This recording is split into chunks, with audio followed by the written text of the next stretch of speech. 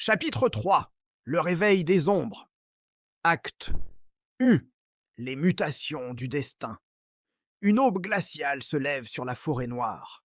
Le silence n'est rompu que par le souffle régulier d'un homme qui s'entraîne avec une intensité presque surnaturelle. C'est David. Torse nu, chaque muscle de son corps ondule, non pas sous l'effort, mais sous l'effet d'une métamorphose constante. L'air autour de lui semble vibrer, se tordre. Son corps se dissout, se reforme, passant de la chair à l'ombre. En un battement de cœur, sa forme humaine s'efface pour laisser place à un lion majestueux, entièrement sculpté dans les ténèbres. La créature pousse un rugissement silencieux, une onde de puissance pure qui fait trembler les feuilles aux alentours. Puis, aussi vite qu'il est apparu, le lion d'ombre s'envole. Ses contours s'affinent, s'étirent, et il devient un aigle doré, dont le plumage métallique capte les premiers rayons du soleil. Ses serres acérées fendent l'air avant de se replier, son corps se densifiant encore. La créature se transforme à nouveau, devenant un golem de métal liquide, une silhouette humanoïde mais dépourvue de traits, reflétant la forêt dans sa surface polie. Finalement, le métal se dissipe comme de la fumée, et David reprend sa forme humaine, le souffle calme, la sueur perlant sur sa peau. Il n'a pas l'air fatigué, mais plutôt transcendé. À quelques mètres de là, appuyé contre un chêne ancestral, Isaac observe la scène.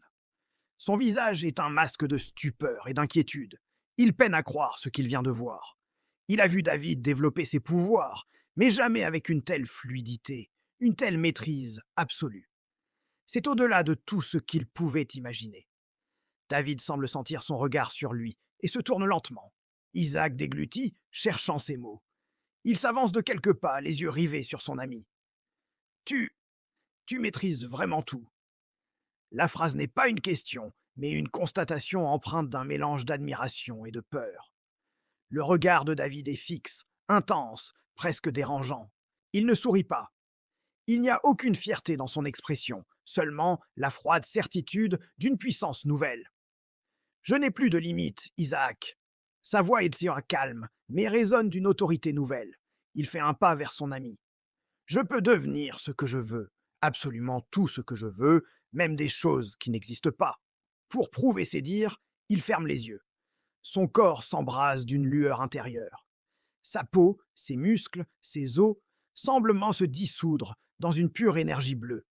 Il devient une silhouette humanoïde, vacillante et éthérée, une entité faite de lumière crépitante. L'air crépite autour de lui. Isaac recule instinctivement. Son cœur martèle sa poitrine. Cette forme, cette énergie bleue, elle lui rappelle quelque chose de terrible. C'est la même essence, la même présence que le voile, l'entité maléfique qui les hante. David Eschelou est devenu une réplique miniature du voile lui-même.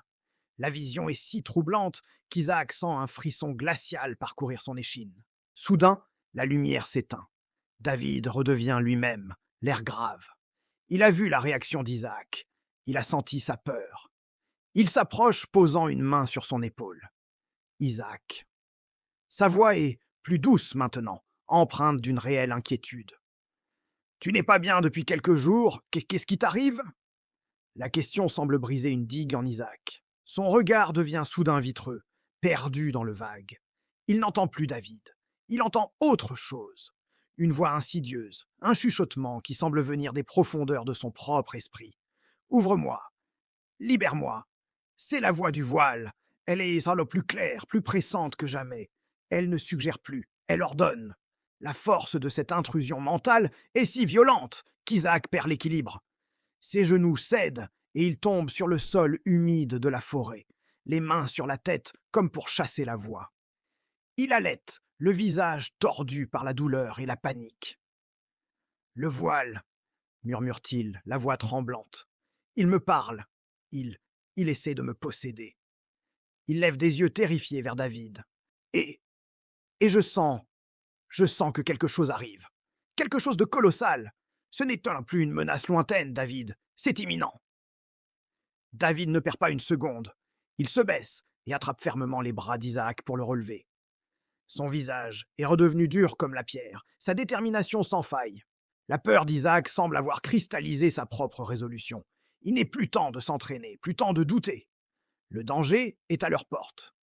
Alors on doit trouver la vérité, déclare David, son regard de braise plongeant dans celui d'Isaac.